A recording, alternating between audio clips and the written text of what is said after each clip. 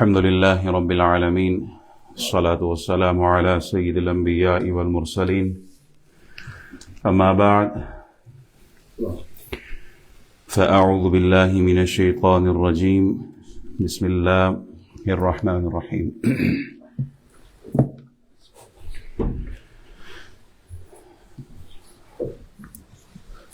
قال الله تبارك وتعالى في الكلام المجيد بعد أعوذ بالله من الشيطان الرجيم قالت الأعراب آمنا قل لم تؤمنوا ولكن قولوا أسلمنا ولما يدخل الإيمان في قلوبكم وإن تطيعوا الله ورسوله لا يلتكم من أعمالكم شيئا إن الله غفور رحيم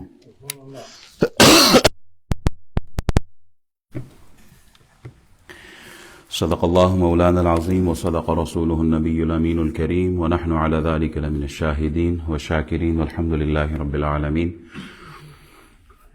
تمام خوبیاں حمد ثنا اللہ جل وعلا کے لیے، درود بے حساب سلام لا تعداد بے شمار اس ہستی پر جو ہم سب کے آقا و مولا ہیں، امام الانبیاء رحمت للعالمین شفیع المذنبین خاتم النبیین ہے. اللہ تعالیٰ کے حضور دعا گو ہوں، اللہ تعالیٰ ہمارا اول وقت میں آنا بیٹھنا سننا سنانا اپنی بارگاہ میں قبول فرمائے. سورۃ الحجرات کی تفسیر ہم نے شروع کی تھی اور اس سورت پر آج ہمارا 10واں خطاب ہے. 10 جمعے ہم نے اس سورت کو دیے اور آج آخری خطاب ہے. آیت نمبر 14 سے لے کر 18 تک اس پر آج گفتگو کریں گے. اللہ تعالی حق بات آسان الفاظ آسان انداز میں آپ تک پہنچانے کی توفیق عطا فرمائے.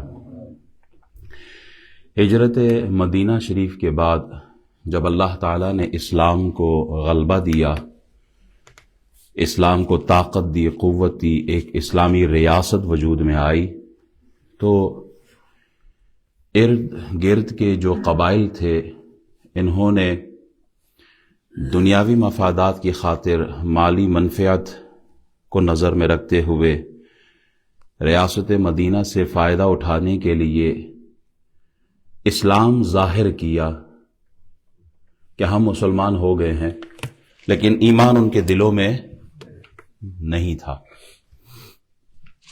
اللہ رسول کی خاطر انہوں نے اسلام قبول، یعنی دل میں ان کا ایمان نہیں تھا، صرف مال حاصل کرنے کے لیے مال غنیمت میں حصہ اور دیگر جو فائدے ایک ریاست سے لیے جا سکتے ہیں اس کی خاطر انہوں نے اپنا اسلام ظاہر کیا. بنو اسد بن خزیمہ جو تھا، یہ قبیلہ یہ قحط سالی میں آیا، اپنے علاقے کو چھوڑ کر رسول اللہ کی خدمت میں حاضر ہوئے اور انہوں نے اپنا اسلام ظاہر کیا کہ ہم مسلمان ہو گئے، اور ساتھ یہ احسان جتلاتے تھے کہ دیکھو ہم نے اسلام قبول کر لیا. باقی قومیں آئی، انہوں نے جنگیں لڑی آپ سے، ہم نے جنگ بھی کوئی نہیں لڑی، ہم آ کر بغیر جنگ کیے آپ کے غلام ہو گئے، ہم نے کلمہ پڑھ لیا ہے. یہ لوگ آئے تو راستے مدینہ شریف کے گندگی سے بھرے، انہوں نے غلاظت سے بھر دیے، مارکیٹ کو بھی ڈی اسٹیبلائز کیا، جو نرخ تھا جو قیمتیں تھیں وہ بڑھا دیں اور ایک عجیب سا ماحول بنا دیا انہوں نے. اور پھر احسان جتلانا کہ دیکھو ہم مسلمان ہو گئے. تو اللہ تعالیٰ نے قرآن کی یہ آیت نازل فرما دی. قالت الاعراب آمنا قل لم تؤمنوا ولكن قولوا اسلمنا ولما يدخل الايمان في قلوبكم. گوار بولے ہم ایمان لائے. آپ فرمائیے تم ایمان تو نہیں لائے، ہاں یوں کہو کہ ہم مطیع ہوئے ہیں. اسلمنا، ہم نے اسلام قبول کیا. ولما يدخل الايمان في قلوبكم، اور ابھی ایمان تمہارے دلوں میں کہاں داخل ہوا ہے. وَإِن تُطِيعُوا اللَّهَ وَرَسُولَهُ لَا يَلِتْكُم مِّنْ أَعْمَالِكُمْ شَيْئًا.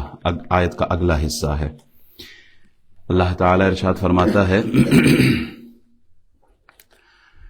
کہ تم نے ایمان قبول نہیں کیا، ہاں اسلام کا دعویٰ کرتے ہو، تم ظاہری اور باطنی طور پر سچائی اور اخلاص کے ساتھ نفاق کو چھوڑ کر اللہ اور اس کے رسول کی فرما برداری اختیار کرو، اللہ تعالیٰ تمہارے اعمال پر جو ثواب دینا ہے نا اس میں کوئی کمی نہیں کرے گا۔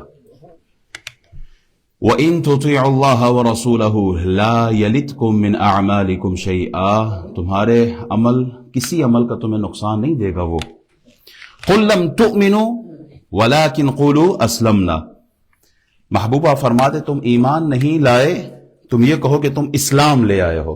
شریعت اسلامیہ میں یہ دو الگ الگ اصطلاحات موجود ہیں اور مستقل طور پر ان کا الگ الگ مفہوم موجود ہے، تاہم بالعموم ان دونوں کو ایک دوسرے کی جگہ پر استعمال کیا جاتا ہے۔ اسلام اور ایمان کو ایک ہی معنی میں استعمال کیا جاتا ہے۔ سورہ زاریات آیت نمبر 35-36 میں اللہ تعالیٰ ارشاد فرماتا ہے فَأَخْرَجْنَا مَنْ كَانَ فِيهَا مِنَ الْمُؤْمِنِينَ فَمَا وَجَدْنَا فِيهَا غَيْرَ بَيْتٍ مِنَ الْمُسْلِمِينَ۔ جناب لوط علیہ السلام اور آپ کی بیٹیاں اور آپ کے ماننے والے تقریباً کوئی 13 افراد کا ذکر آتا ہے۔ اللہ تعالیٰ ان کے متعلق ارشاد فرماتا ہے فَأَخْرَجْنَا مَنْ كَانَ فِيهَا مِنَ الْمُؤْمِنِينَ، اس بستی سے ہم نے مومنین کو نکال دیا۔ فَمَا وَجَدْنَا فِيهَا غَيْرَ بَيْتٍ مِنَ الْمُسْلِمِينَ، اس بستی میں مسلمانوں کا یہی ایک ہی گھر تھا، یعنی مومنین کو نکالا اور مسلمانوں کا ایک ہی گھر تھا۔ مطلب کیا؟ انہی لوگوں کو مسلمین بھی کہا، انہی لوگوں کو مومنین بھی کہا۔ تو یہ دونوں ٹرمز مومن اور مسلم ایک دوسرے کی جگہ پر استعمال ہوتا رہتا ہے، البتہ بسا اوقات ان دونوں کا اطلاق الگ الگ مفہوم پر بھی ہوتا ہے۔ جیسے حدیث جبریل مشہور ہے، جبریل امین یہ آئے حضور علیہ السلام کی بارگاہ میں انسانی شکل و صورت میں اور آ کر پوچھتے ہیں کہ یا محمد اخبرنی عن الاسلام، اے محمد صلی اللہ علیہ وبارک وسلم اسلام کے بارے میں مجھے بتائیں کہ یہ اسلام کیا ہے۔ تو نبی علیہ السلام نے ارشاد فرمایا قال الاسلام ان تشهد ان لا الہ الا اللہ وان محمدا رسول اللہ وتقیم الصلاة وتؤت الزکاة وتصوم رمضان وتحج البیت ان استطاع الیہ سبیلا۔ اسلام کیا ہے؟ اسلام یہ ہے کہ گواہی دو کہ اللہ کے علاوہ کوئی معبود نہیں ہے اور محمد صلی اللہ علیہ وسلم اللہ کے رسول ہیں، نماز پڑھو اور زکوٰۃ دو، رمضان کے روزے رکھو، اگر استطاعت ہو حج کرو، یہ ہے اسلام۔ پھر دوبارہ سوال کیا فَأَخْبِرْنِي عَنِ الْإِيمَانِ، اچھا تو یہ ایمان کیا ہے، ایمان کے بارے میں ہمیں بتائیں۔ تو نبی علیہ السلام نے ارشاد فرمایا قال ان تؤمن باللہ وملائکتہ وکتبہ ورسلہ والیوم الآخر وتؤمن بالقدر خیرہ وشرہ۔ ایمان یہ ہے کہ تم اللہ تعالی پر یقین رکھو، اس کے فرشتوں پر، اس کی کتابوں پر، اس کے رسولوں پر اور یوم آخرت پر یقین رکھو اور ہر اچھی اور بری تقدیر پر یقین رکھو، اسے ایمان کہتے ہیں۔ یہ ایمان ہے۔ رسول اللہ صلی اللہ علیہ وسلم نے اس حدیث میں اسلام اور ایمان کی وضاحت الگ الگ طور پر کی ہے۔ جب اسلام کی بات آئی تو ارکان اسلام بیان کر دیے، جب ایمان کی بات آئی تو ارکان ایمان بیان کر دیے۔ اس آیت میں بھی اسلام اور ایمان کے مفہوم میں فرق کیا گیا ہے۔ اسلام کا تعلق ظاہری اعمال سے ہے اور ایمان کا تعلق باطنی اعمال، عقائد، قلب کے ساتھ ہے۔ اسلام نام ہے ظاہر کا، ایمان نام ہے باطن کا، اور دین ان دونوں کے مجموعے کا نام ہے۔ اسلام ظاہر، ایمان باطن، اور دین کیا ہے؟ ان دونوں کے مجموعے کا نام ہے۔ علمی اور اصطلاحی لحاظ سے ایمان کا تعلق انسان کے باطن کے ساتھ، تصدیق بالقلب اور فکری وابستگی کے ساتھ ہے، جبکہ اسلام اس تصدیق کے ظاہری اظہار اور عملی اطاعت کا نام ہے۔ اگر بندہ دین میں داخل ہونا چاہتا ہے تو شرط یہ ہے کہ وہ دل سے گواہی دے گا، کوئی دین میں داخل ہونا چاہے تو اس کے لیے کیا ہے؟ دل کی گواہی، یعنی ایمان شرط ہے، اور اس دین کی عملی جو عمارت ہے وہ اسلام ہے۔ ایمان وہ بیج ہے جو نظر نہیں آتا، ایمان وہ بیج ہے جو نظر نہیں آتا، جس کو دل کی زمین میں بویا جاتا ہے، اور اسلام وہ تناور درخت ہے جس کا پھل پھول نماز، روزہ، حج، زکوٰۃ کی صورت میں معاشرے کو نظر آتا ہے۔ ایمان یہ بیج ہے، یہ نظر، اور اسلام نماز، روزے، حج، زکوٰۃ کی صورت میں کمیونٹی کو نظر آتا ہے کہ یہ بندہ مسلمان ہے، کیوں نماز پڑھتا ہے۔ وہ ایک بزرگ کے پاس ایک مرید گیا نا، اس نے کہا حضور اسلام اور ایمان کا چونکہ دو الگ الگ ٹرمز یوز ہوتے ہیں، قرآن میں ذکر ہے، تو اسلام کیا ہے اور ایمان کیا ہے، فرق نظر سمجھ میں نہیں آتا۔ انہوں نے کہا میں کتابی کوئی باتیں نہیں کروں گا، سادہ لفظوں میں سمجھاؤں گا، ایمان اللہ کو ماننے کا نام ہے اور اسلام اللہ کی ماننے کا نام ہے۔ ایمان کیا ہے؟ اللہ کو ماننا، اور اسلام کیا ہے؟ اللہ کی ماننا۔ ایک آدمی کلمہ شہادت پڑھ لیتا ہے، مسلمان ہو جاتا ہے، اب بائی لا ہم اسے مسلمان کہیں گے۔ بائی لا وہ کیا ہے؟ ایک آدمی آگے کلمہ پڑھ لیتا ہے، ہم کہتے ہیں یہ مسلمان ہو گیا، لیکن محض زبانی کلمہ کافی نہیں ہے۔ اقرار باللسان و تصدیق بالقلب، زبان سے اقرار کرنا اور اس کے ساتھ ساتھ دل سے یقین رکھنا۔ اگر دل میں یقین نہ ہو، دل میں ایمان نہ ہو، بظاہر کلمہ پڑھنا اس کو فائدہ، وہ آدمی شریعت کی نظر میں، اسلام کی نظر میں، اللہ رسول کی نظر میں وہ مومن نہیں ہے۔ کیوں؟ ایمان کے لیے شرط یہی ہے کہ وہ دل سے تسلیم کرے، وہ دل سے مانے گا۔ ایمان کی ابتدا دل سے ہوتی ہے، اور پھر آہستہ آہستہ پھیلتے پھیلتے اس کے پورے جسم پر ایمان کا اثر نظر آتا ہے۔ ایمان کا اثر اس کے جسم پر نظر آتا ہے، اور جب وہ شریعت کی پابندی کرنے لگتا ہے پھر کہا جاتا ہے یہ اسلام والا ہے۔ کیونکہ عبداللہ بن ابی جو تھا نا، منافق تھا، حضور کے پیچھے نمازیں پڑھا کرتا تھا۔ کتنا بڑا عمل ہے، حضور کے زمانے کا ہے، حضور کے پیچھے نمازیں پڑھنے والا ہے، لیکن ایمان کا نور دل میں داخل نہیں ہوا تھا۔ بظاہر وہ اسلام والوں کی صفوں میں تھا، لیکن ایمان اس کے دل میں نہیں تھا، اسی لیے اس کو مومن نہیں کہیں گے۔ کافر کی مجلس میں جا کے کہتا ہے میں تمہارے ساتھ ہوں، مسلمانوں کے ہاں آ کے کہتا ہے میں تمہارے ساتھ ہوں۔ تو اللہ کا خوف اس کے دل میں نہیں تھا، ایمان اس کے دل میں نہیں تھا۔ صحابہ کرام کو کیسے ایمان رسول اللہ نے پڑھایا ہے، اللہ اکبر۔ حضور نے ایسا ان کو ایمان کا جام پلایا کہ وہ ہر وقت، چاہے وہ تنہائی میں ہو، چاہے مجلس میں ہو، سفر میں ہو یا حضر میں ہو، چاہے وہ دن کا اجالا ہو یا رات کی روشنی ہو، رسول اللہ نے ان کو یہ پڑھا دیا وَهُوَ مَعَكُمْ أَيْنَمَا كُنْتُمْ، تم جدھر بھی ہوگے اللہ تمہیں دیکھ رہا ہے، تم جدھر بھی ہوگے۔ اب یہ ایمان کی کیفیت ہے ان کی۔ حضرت عمر گلی گزر رہے تو ایک ماں بیٹی سے کہتی ہے بکری نے دودھ دیا، کہاں دیا؟ کم دیا، کہا پانی ملا لے۔ کہا ماں امیر المومنین کا حکم ہے کہ دودھ میں پانی ملاوٹ نہیں کرنا۔ تو ماں نے کہا او امیر المومنین، عمر کدھر دیکھ رہا ہے اس وقت؟ تو بیٹی کہتی ہے عمر تو نہیں دیکھ رہا، لیکن عمر کا خدا تو دیکھ رہا ہے۔ یہ ایمان ہے، یہ ان کے سینے نے ایسا بٹھا دیا، وہ ایمان کا اثر تھا۔ عبداللہ بن عمر کہتے ہیں کہ میں جنگل میں تھا، ایک چرواہے کو دیکھا، میں نے اس چرواہے سے کہا کہ ایک بکری یا ایک بھیڑ جو ہے یہ ہمیں دے دے، ذبح کرتے ہیں، کھاتے ہیں، تمہیں بھی کھلائیں گے۔ انہوں نے کہا نہیں، یہ میں اس کا مالک ہی کوئی نہیں ہوں، اس کا مالک کوئی اور ہے۔ تو کہا مالک کو کہہ دینا کہ کوئی بھیڑیا آ کے کھا گیا، مالک یہاں تجھے تھوڑی دیکھ رہا ہے۔ وہ صرف ٹیسٹ کر رہے تھے اس کو۔ چرواہا آگے سے کہتا ہے فَأَيْنَ اللَّهُ، مالک تو نہیں ہے، یہ بتاؤ اللہ کدھر ہے؟ کیا اللہ نہیں دیکھ رہا؟ حضرت عبداللہ بن عمر اکثر کہا کرتے تھے دیکھو حضور نے لوگوں کے دلوں میں ایسا ایمان بٹھا دیا کہ جنگل میں تنہائی میں وہ شخص کیسے اللہ کا خوف کھاتا تھا. تو یہ ایمان ہی اصل ہے. ایمان بہت بڑی دولت ہے. آپ فٹ بال میچ دیکھنے کے لیے جب جاتے ہیں تو کوئی ٹکٹ ہوتا ہے اسٹیڈیم میں؟ بغیر ٹکٹ کے جانے دیتے ہیں؟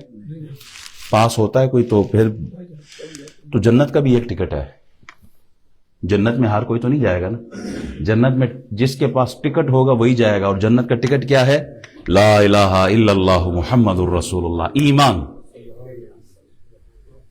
اتنی بڑی دولت ہے یہ. دیکھیں آدمی اپنی نیند قربان کر کے اوور ٹائم لگا کے مال کماتا ہے.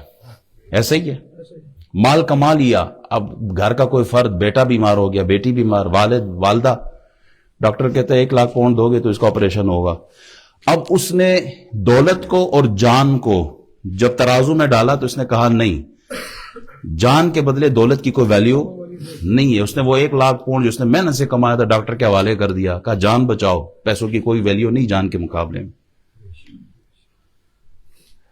جب جان کی بات آئی اور دوسری طرف عزت آئی, جب ان دونوں کو پلڑے میں رکھا کہ ایک طرف جان ہے دوسری طرف عزت ہے, اب کیا 1947 کی وہ جنگ آزادی کے واقعات سب نہیں سنے ہوں گے. ہماری ماؤں بہنوں نے, بیٹیوں نے اپنی جانیں بچانے, عزتیں بچانے کے لیے, اپنی عزت بچانے کے لیے کنویں میں چھلانگ نہیں لگائی. کہا عزت, آبرو, شرم, حیا, اس کی ویلیو ہے, جان نہیں. جان کو پیچھے رکھا, عزت کو مقام مرتبہ دیا. جب عزت کا مقابلہ ایمان کے ساتھ کیا, کہا عزت بھی قربان, جان بھی قربان, مال بھی قربان. بلال حبشی چھوٹے چھوٹے بچوں سے پتھر کھا کھا کے لہو لہان ہو جاتے, لیکن کہتے مجھے اس عزت کی پرواہ نہیں, مجھے احد احد کا نعرہ لگانے دو تاکہ اللہ اور اس کا رسول راضی ہو جائے. ایمان کا مقابلہ جب عزت کے ساتھ آئے نا تو پھر ایمان کو ویلیو دی گئی ہے. کیوں؟ اس لیے کہ اس ایمان کی اہمیت کا اندازہ قیامت کے دن ہوگا. ربما یود الذین کفروا لو کانوا مسلمین. قیامت کی ہولناکیاں, عذابات, خوف, خطرات جب کافر دیکھیں گے نا تو 14ویں سپارے کی پہلی آیت ہے ربما یود الذین کفروا لو کانوا مسلمین. کافر کہیں گے آئے کاش ہم نے بھی کلمہ پڑھ کے اسلام قبول کر لیا ہوتا, ہم بھی مسلمان ہوتے, ہم بھی ایمان والے ہوتے, ہم نے بھی اسلام کا پرچم اٹھایا ہوتا. کاش یہ آرزو کریں گے. کیوں؟ ایمان کی ایک ویلیو ہے. حضرت یوسف علیہ السلام کے لیے اسی آیات کے تحت کی ایک تفسیر میں پڑھ رہا تھا. مجھے سند نہیں ملی اس روایت کی, لیکن مجھے اچھی لگی یہ روایت. وہ کہتے ہیں کہ جناب یوسف علیہ السلام کے زمانے میں جب قحط پڑا نا تو انہوں نے ایک اصول سیٹ کیا کہ بندہ آئے گا, جتنے گھر کے افراد ہیں اسی حساب سے اس کو بوری دی جائے گی, گندم دی جائے گی. اچھا, ایک لڑکا آیا جوان, اس نے ڈیمانڈ کی, اس کو 10 بوریاں مل گئی گھر کے افراد کے حساب سے. اس نے کہا مجھے اور بھی چاہیے. تو جو تقسیم کرنے والے تھے انہوں نے کہا بابا ہماری ڈیوٹی ہے, ہم زیادہ نہیں دے سکتے, اگر لینی ہو یوسف علیہ السلام بیٹھے جاؤ ان کے پاس. وہ لڑکا سیدھا حضرت یوسف کے پاس گیا. جناب یوسف علیہ السلام نے جب اس کی بات سنی تو آپ نے کچھ مزید دے دیا اس کو. اس نے کہا نہیں میں اور بھی مانگنا, اور بھی چاہتا ہوں, اور اگر میں نے آپ کو بتا دیا کہ میں کون ہوں تو آپ مجھے اور بھی دیں گے. یوسف علیہ السلام نے کہا بتاؤ بھائی تم کون ہو. کہتا ہے جب زلیخا نے آپ پر الزام لگایا تو آپ کی پاک دامنی میں ایک بچہ بولا تھا. ہاں بچہ بولا تھا. کہا میں وہی بچہ ہوں. آپ کی پاک دامنی پر گواہی دینے والا بچہ تھا, وہ بچہ میں ہی ہوں. جناب یوسف اٹھے اور اس کے ماتھے کو چوما, پیار دیا, عزت دی, اور آرڈر دیا کہ 500 بوری اس کے گھر تک چھوڑ کے آؤ. اچھا, اللہ تعالیٰ کی طرف سے وحی آئی. یوسف اس بندے کو بڑا اکرام دیا ہے, عزت دی ہے, احترام دیا اور اتنا نوازا. جی یا اللہ یہ وہی بچہ تھا, یہ وہی بندہ تھا جس نے میری پاک دامنی پر گواہی دی تھی. میرا تو جی چاہتا تھا میں اس کو بہت کچھ دوں. تو اللہ تعالیٰ نے ارشاد فرمایا اچھا تو پھر یوسف تم بھی گواہ رہو. جس نے تمہاری پاک دامنی کی گواہی دی, جب تیرے پاس آیا تو نے اتنا دیا جتنا تو دے سکتا تھا. تو میں پروردگار یہ کہتا ہوں تجھے گواہ بنا کر جس نے دنیا میں میری وحدانیت کی گواہی دی، قیامت کے دن اس کو میں اپنی شان کے لائق عطا کروں گا۔ تو نے اس لڑکے کو نوازا اپنی حیثیت کے مطابق، میں نوازوں گا اس کو جس نے میری وحدانیت کی گواہی دی اپنی شان کے لائق۔ یہ ایمان بہت بڑی دولت ہے، ایمان کی حفاظت بڑی ضروری ہے۔ ایمان ضائع کرنے والے کچھ اعمال ایسے ہیں جس نے قرآن اور حدیث میں بیان کیے گئے ہیں۔ ان میں سے ایک عمل یہ ہے کہ خطرہ ہے کہ اگر جس نے یہ عمل کیا اس کا ایمان موت کے وقت سلب کر لیا جائے گا، بغیر ایمان کی دنیا سے جائے گا۔ وہ کیا ہے؟ قرآن اور حدیث کی تعلیمات کی روشنی میں پہلا ہے سود، دوسرا ہے اللہ والوں سے دشمنی، اعلان جنگ کیا اللہ تعالیٰ نے۔ جو سود کھاتا ہے، سود کا کاروبار کرتا ہے، اور دوسرا کون؟ جو اولیاء اللہ سے، اللہ والوں سے نفرت کرتا ہے، دشمنی کرتا ہے، بغض عداوت رکھتا ہے۔ اللہ ہم سب کی حفاظت فرمائے۔ دوسرا سبب جس کو کرنے سے حدیثوں میں اسے کافر کہا گیا ہے، کفر کہا گیا ہے اس عمل کو، لیکن فقہا فرماتے ہیں اس سے مراد یہ ہے کہ یہ کافروں والا کام ہے۔ من ترک الصلاۃ متعمدا فقد کفر، جس نے جان بوجھ کر عمدن قصدن نماز چھوڑ دی، اس نے کافروں والا کام کیا۔ اسی طرح حدیثوں میں کچھ حدیثیں ملتی ہیں جس میں حضور فرماتے ہیں فلیس منی، وہ ہم میں سے نہیں ہے۔ کون؟ کہ جس نے جیسے سنت کو چھوڑ دیا تو وہ ہم میں سے نہیں ہے۔ من غشا، جس نے دھوکہ دیا، فلیس منا، وہ ہم میں سے نہیں ہے۔ جس نے بڑوں کا احترام نہیں کیا وہ ہم میں سے نہیں ہے۔ جس نے چھوٹوں پر شفقت نہیں کی وہ ہم میں سے نہیں ہے۔ ایسے حدیثیں کئی ملتی ہے۔ اس سے مراد یہ ہے کہ وہ کامل ایمان والا نہیں ہے، اس کا ایمان کامل نہیں ہے۔ ایسے اعمال سے خود کو بچانا چاہیے۔ اچھا، کچھ کام ایسے جن کے کرنے سے ایمان کی حفاظت ہوتی ہے۔ میں صرف ایک آیت پڑھتا ہوں، میں نے اپنے موضوع کور کرنا ہے۔ یا ایھا الذین آمنوا اتقوا اللہ وکونوا مع الصادقین، اللہ سے ڈرتے رہنا اور نیک لوگوں کی صحبت میں رہنا، ایمان سلامت رہے گا۔ جو آدمی اللہ سے ڈرتا ہے نا، اس کا ایمان سلامت رہتا ہے، اور جو اچھوں کی صحبت میں رہتا ہے، نیک پرہیزگار لوگوں کی صحبت میں رہتا ہے، جو اللہ والوں کی مجلس میں رہتا ہے، یا تو کبھی وہ اللہ کا قرآن سنے گا یا نبی کا فرمان سنے گا، وہ اچھی بات سنے گا، وہ اچھی صحبت و مجلس میں رہنے کی وجہ سے برے کاموں سے بچتا رہے گا۔ اگر بروں کی مجلس میں بیٹھیں گے تو نمازیں بھی گئی، اخلاق بھی گیا، اچھے عادات سے بھی محروم رہا، اور یہ بھی ممکن ہے کہ ایک آدمی گناہ کرتے کرتے کرتے اس کا دل اتنا سیاہ ہو جائے کہ جب دنیا سے جانے لگے تو ایمان برباد کر کے جائے۔ صحبت صالح ترا صالح کند، صحبت طالح ترا طالح کند۔ اچھوں کی صحبت میں رہو گے تو اچھا بنو گے، بروں کی صحبت میں رہیں گے تو برائی کا خطرہ۔ وَإِن تُطِيعُوا اللَّهَ وَرَسُولَهُ لَا يَلِتْكُم مِّنْ أَعْمَالِكُمْ شَيْئًا إِنَّ اللَّهَ غَفُورٌ رَّحِيمٌ، اگر اللہ اور اس کے رسول کی اطاعت کرو گے تو تمہارے اعمال کے صلے میں کوئی کمی نہیں چھوڑے گا اللہ تعالیٰ۔ اگر اللہ اور اس کے رسول کی اطاعت کرو گے، دل و جان سے کرو گے، ظاہر باطن سے کرو گے، دن رات میں کرو گے، ہر حال میں اللہ اور اس کے رسول کی اطاعت کرو گے، تو پھر کیا ہوگا؟ تمہارے اعمال یعنی ثواب میں کوئی کمی اللہ نہیں چھوڑے گا، بلکہ تم ایک نیکی کرو گے، اللہ تمہیں اس ایک نیکی کے بدلے 10 گنا اجر عطا فرمائے گا۔ کب؟ جب اللہ رسول کی اطاعت ہوگی، جب اللہ کی فرما برداری، اس کے حبیب کی فرما برداری ہوگی، تو پھر دنیا میں بھی عزت ہے اور آخرت میں بھی عزت ہے۔ حدیث رسول اللہ صلی اللہ علیہ وسلم کے عن ابی ہریرہ رضی اللہ تعالی عنہ ان نبی صلی اللہ علیہ وسلم قال قال ربكم عز وجل لو ان عبیدی اطاعونی لاسقیتهم المطر باللیل واطلعت علیہم الشمس بالنہار ولم اسمعهم صوت الرعد۔ نبی علیہ السلام ارشاد فرماتے ہیں کہ تمہارے رب کا فرمان ہے، اگر میرے بندے میری اطاعت کرے، میرا حکم مانے، تو میں ان پر رات میں بارش برساؤں گا، دن میں دھوپ نکالوں گا، اور میں ان کو بادل کی گرج تک نہیں سناؤں گا تاکہ ان کی راحت میں کوئی حرج نہ آئے۔ اللہ تعالیٰ نے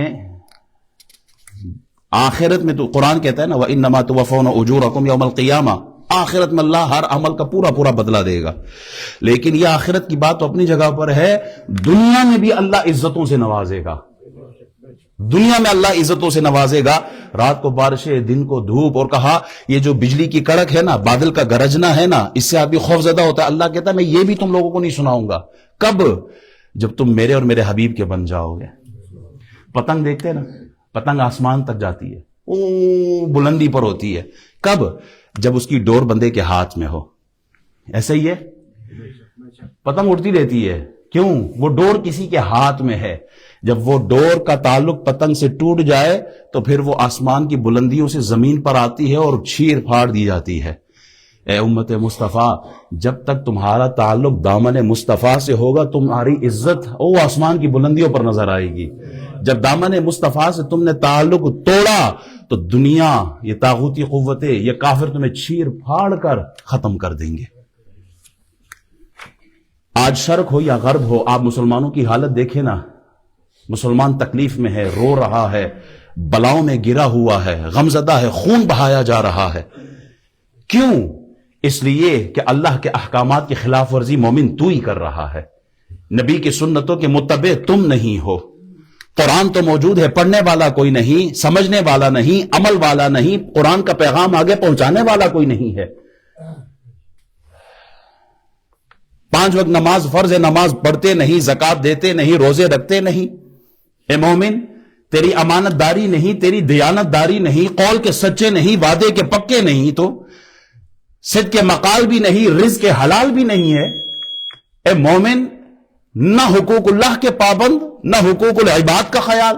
والدین کی نافرمانی تو کر رہا ہے، بھائی بہن آپس میں الجھ کے الفت محبت پیار کا رشتہ تم نے ختم کر دیا.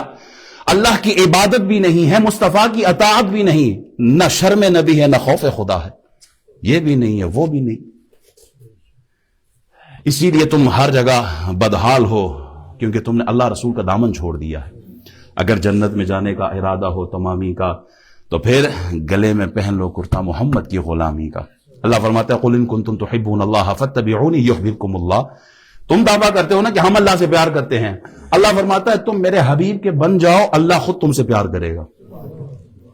تم حبیب کی اتباع کرو، ان کی سنت کی پیروی کرو، اللہ فرماتا ہے پھر میں تم سے محبت کروں گا. نہ صرف محبت، جو گناہ تو نے زندگی میں کیے ہیں میں تیرے وہ سارے گناہ بھی معاف کر دوں گا. وَيَغْفِرْ لَكُمْ ذُنُوبَكُمْ، اللہ تیرے سارے گناہوں کو معاف کر دے گا. کب؟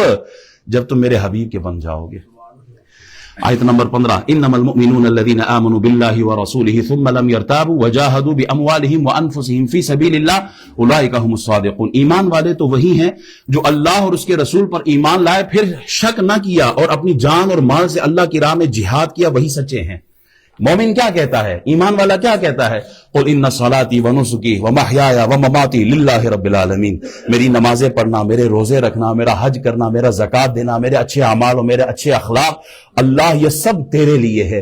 میرا جینا بھی تیرے لیے ہے، میرا مرنا بھی تیرے لیے ہے. یہ مومن کی ایک شان ہے کہ اس کا سب کچھ اوڑھنا بچھونا 24 گھنٹے کی زندگی صرف نماز نہیں. ہم مومن اس کو سمجھتے ہیں جو 5 وقت نماز پڑھتا ہے، باقی کام اس کے جو بھی ہوں، نہیں. ایمان والا کون ہے؟ جس کی 24 گھنٹے کی زندگی ہر سانس اسلام کے تابع ہو، وہ ایمان والا ہے. اللہ فرماتا ہے ایمان والا وہی ہے. اور پھر وہ کرتا کیا ہے کہ وہ اپنی جان اور مال سے اللہ کی راہ میں جہاد کرتا ہے، سب کچھ اللہ کے نام پر لٹا دیتا ہے. ابو بکر کو جب حکم ہوا ابو بکر ہمیں اسلام کے لیے مال کی ضرورت ہے، تو گھر جاتے ہیں، گھر کا گھر اٹھا کر رسول اللہ کے قدموں میں رکھ دیتے ہیں. یہ ہے ایمان والوں کی صفت. پھر آیت نمبر 16 میں قُلْ أَتُعَلِّمُونَ اللَّهَ بِدِينِكُمْ وَاللَّهُ يَعْلَمُ مَا فِي السَّمَاوَاتِ وَمَا فِي الْأَرْضِ وَاللَّهُ بِكُلِّ شَيْءٍ عَلِيمٌ. تم فرماؤ کیا تم اللہ کو اپنا دین بتاتے ہو؟ اور اللہ جانتا ہے جو کچھ آسمانوں میں اور جو کچھ زمین میں ہے، اور اللہ سب کچھ جانتا ہے. حاجی اقبال صاحب نے گزارش کی ہے جتنے بھی ساتھی پھیلے ہوئے ہیں اس وقت مسجد کی صفوں میں، آپ آگے تشریف لائیں اور صفوں کو مکمل فرما دیں. اچھا، جب 2 پہلی آیتیں سنی نا ان دیہاتیوں نے، تو انہوں نے کیا کہا کہ ہم تو پکے سچے مسلمان ہیں، ہم مخلص مومن ہیں، ہم مخلص مومن ہیں. اللہ تعالیٰ نے قرآن کی یہ آیت نازل فرما دی. کیا؟ قُلْ أَتُعَلِّمُونَ اللَّهَ بِدِينِكُمْ، تم فرماؤ کیا تم اللہ کو اپنا دین بتاتے ہو؟ اللہ فرماتا ہے کہ یہ ایمان ان کے دلوں میں داخل نہیں ہے. وہ آگے سے کہتے ہیں کہ نہیں ہم تو سچے مسلمان ہیں. اللہ فرماتا ہے تم اللہ کو بتاتے ہو کہ تمہارے دلوں میں ایمان ہے یا نہیں؟ تم اللہ کو دین بتاتے ہو. واللہ یعلم ما فی السماوات وما فی الارض، زمین اور آسمان میں جو کچھ ہے اللہ سب سے باخبر ہے.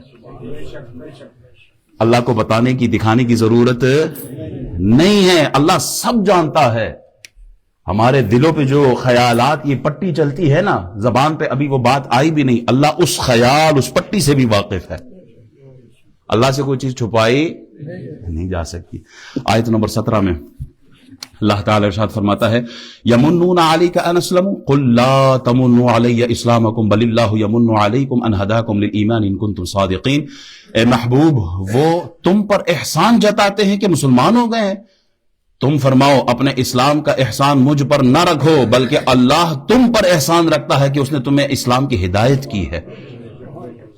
تم نے کلمہ پڑھ لیا ہے، اب تم دین کا کام کر رہے ہو، کو 5-10 پونڈ اللہ کے راستے میں دے رہے ہو، تو تم کیا سمجھتے ہو تم نے دین اسلام پر کوئی احسان کیا ہے؟ تم نے کلمہ پڑھ کر اللہ اور اس کے رسول پر احسان کیا ہے؟ بادشاہ اپنے دربار میں اگر کسی کو نوکری دیتا ہے تو نوکر یہ نہ کہے کہ میرا احسان ہو گیا بادشاہ پر کہ میں اس کے دربار میں آ گیا ہوں، خدمت کر رہا ہوں، بلکہ وہ یہ سوچے کہ بادشاہ کا احسان ہے کہ مجھ جیسے کو اٹھا کر اپنے دربار میں رکھا ہے. مومن مسلمان تو کیا سوچتا ہے کلمہ پڑھ کر تو نے اسلام پر کوئی بہت بڑا احسان کیا ہے؟ عمر جیسی ہستی جن کے لیے رسول اللہ نے ہاتھ اٹھا کر مانگا تھا، یا اللہ عمر اسلام کو عطا فرما. عمر جب اسلام میں آتے ہیں، جن کی وجہ سے مسلمانوں نے جا کے کعبۃ اللہ میں حرم کے اندر نماز پڑھی ہے، جن کی وجہ سے اسلام کو رونق ملی ہے، فاروق اعظم نے تو کبھی نہیں کہا اللہ میرا اسلام پر احسان ہے، میری وجہ سے اتنا کچھ ہو گیا ہے، بلکہ آپ اکثر رویا کرتے تھے اور کہتے تھے اللہ تیرا احسان ہے مجھ پر، اگر تیرا فضل نہ ہوتا تو عمر تو ہلاک ہو جاتا. خالد بن ولید کی ساری زندگی دشمنوں کے مقابلے میں میدان جنگ میں ہمیں تلوار اٹھاتے ہوئے نظر آتے ہیں، کبھی نہیں کہا کہ اللہ میرا اسلام پر احسان ہے کہ میری وجہ سے اتنی جنگیں ہم جیتے ہیں. نہیں، ہمیشہ کہتے تھے اللہ تیرا فضل تیرا احسان ہے کہ تو نے خالد کو اندھیروں سے نکالا ہے. ہمارا کیا احسان؟ سلمان فارسی کئی سالوں تک حق کی تلاش میں گھومتے رہے پھرتے رہے، کتنی جگہوں پر وہ غلام بنے ہیں، کتنے مالک ان کے تبدیل ہوئے ہیں.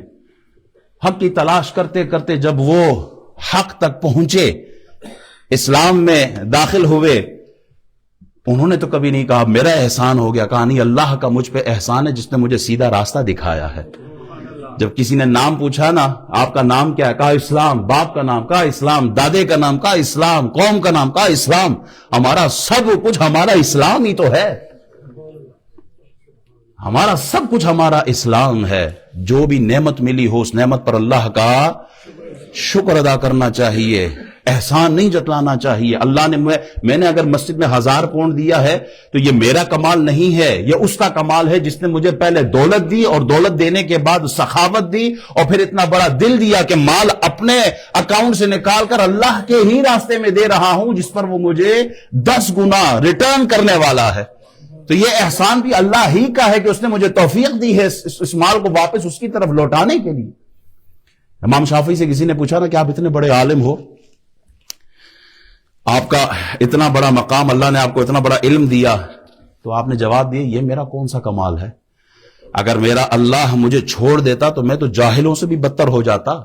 میرے پاس آج جو علم کی دولت ہے یہ اصل کمال میرے رب کا، اصل فضل میرے رب کا ہے، اصل احسان میرے رب کا ہے. یمنون علیک ان اسلموا قل لا تمنوا علی اسلامکم. محبوب آپ ان سے فرما دیں کہ اسلام کا احسان محمد الرسول اللہ پر نہ رکھے، اللہ پر احسان نہ رکھے، بلکہ یہ اللہ یمن علیکم، اللہ نے تم پر احسان رکھا ہے. کیا؟ ان ہداکم للایمان، کہ اس نے تمہیں اسلام کی ہدایت عطا فرمائی ہے. ان اللہ یعلم غیب السماوات والارض واللہ بصیر بما تعملون. بے شک اللہ تعالیٰ جانتا ہے آسمانوں اور زمین کے سب غیب، اور اللہ تمہارے کام دیکھ رہا ہے. سورہ حجرات 10 جمعوں میں مکمل ہوئی ہے. جنہوں نے سورہ حجرات مکمل سنی ہے ان کو مبارک ہو کہ قرآن کی ایک ایسی سورت ہے جس کی 18 آیتیں تفسیر کے ساتھ آپ نے سماعت فرما لی. اللہ ہمیں ذوق دے کہ ہم قرآن کی طرف آئیں. جس دن سے مسلمانوں نے قرآن پڑھنا شروع کیا، سمجھنا شروع کیا، امام مالک فرماتے ہیں وہی قوم جو پستی میں گئی ہے اللہ واپس انہیں عزت عطا فرمائے گا. اللہ تعالی ہمیں قرآن سمجھنے کی توفیق عطا فرمائے. رمضان کا مبارک مہینہ قریب آ رہا ہے اور دوستوں نے غالباً فیس بک پہ بھی وہ پوسٹ شیئر کی ہے، جو ساتھی افطار کا اہتمام کروانا چاہتے ہیں۔ کئی ساتھیوں نے اپنا نام لکھوایا ہے۔ افطار کرانا بہت بڑا ثواب کا کام ہے۔ جس کو اللہ نے جتنی حیثیت استطاعت دی ہے، اپنی حیثیت کے مطابق ایصال ثواب کی خاطر اور ثواب کمانے کی خاطر اگر آپ اپنا حصہ ڈالنا چاہتے ہیں تو ہمارے ساتھی ہیں بلال صاحب یا مسجد کمیٹی کے ساتھ آپ رابطہ فرمائیں۔ اللہ تعالیٰ نیکی کے کاموں میں بڑھ چڑھ کر حصہ لینے کی توفیق عطا فرمائے۔ وآخر دعوانا ان الحمد للہ رب العالمین۔